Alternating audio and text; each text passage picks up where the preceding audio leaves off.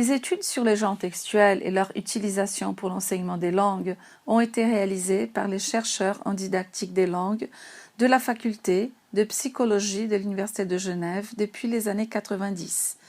Leur préoccupation initiale, la rénovation de l'enseignement des langues à l'école en Suisse romande, a contribué à ce que leurs études s'étendent à divers pays, à diverses langues et à des contextes aussi différents.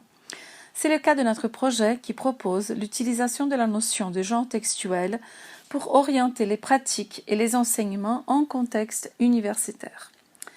Lorsqu'on utilise la notion de genre pour guider l'enseignement des langues, on se base sur quelques notions théoriques telles que le modèle didactique et la séquence didactique. Le modèle didactique est un outil descriptif et surtout opérationnel, construit pour contribuer à l'apprentissage d'un genre et donc orienter les pratiques. Le modèle didactique montre les principaux aspects à travailler sur la base d'une analyse a priori du genre, c'est-à-dire sans prendre en compte le niveau des élèves ou les particularités d'une classe. Le modèle didactique met en évidence les dimensions propices à l'apprentissage à partir desquelles les séquences didactiques peuvent être conçues. Ce n'est pas un objet théoriquement pur, mais plutôt un modèle structuré à des fins d'enseignement.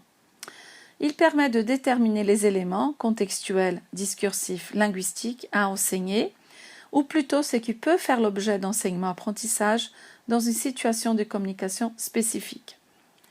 Pour la construction du modèle didactique d'un genre textuel, nous devons connaître l'état des études sur ce genre, les compétences et les difficultés des élèves à travailler avec les textes du genre sélectionnés, ainsi que les expériences d'enseignement-apprentissage relatées par des experts. Le modèle didactique sert de base pour la construction de la séquence didactique sur un genre donné et pour l'évaluation des capacités langagières des apprenants. Selon ces chercheurs, les actions langagières impliquent que le sujet s'adapte aux caractéristiques du contexte et du référent, c'est-à-dire les capacités d'action. Les actions langagières impliquent aussi qu'il mobilise les modèles discursifs, les capacités discursives, et qu'il maîtrise les opérations psycholinguistiques ainsi que les unités linguistiques, c'est-à-dire les capacités linguistico-discursives. Dans notre cas, nous avons élaboré les modèles didactiques des genres textuels sur lesquels nous voulions travailler avec nos étudiants avant d'élaborer les séquences didactiques. La séquence didactique est également une notion de l'ingénierie didactique proposée par les chercheurs de l'Université de Genève pour organiser l'enseignement.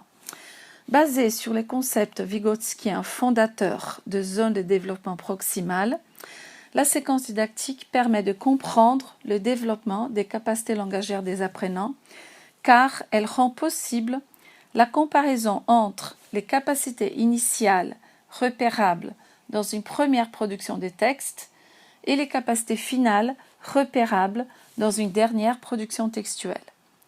Entre les deux, l'enseignant aura proposé des activités organisées par module, conçues en fonction des difficultés des apprenants et destinées à les aider à les surmonter. Dans notre recherche et dans nos expériences pratiques, nous avons élaboré des séquences didactiques sur des genres textuels universitaires ou académiques que nous avons ensuite appliquées en salle de classe.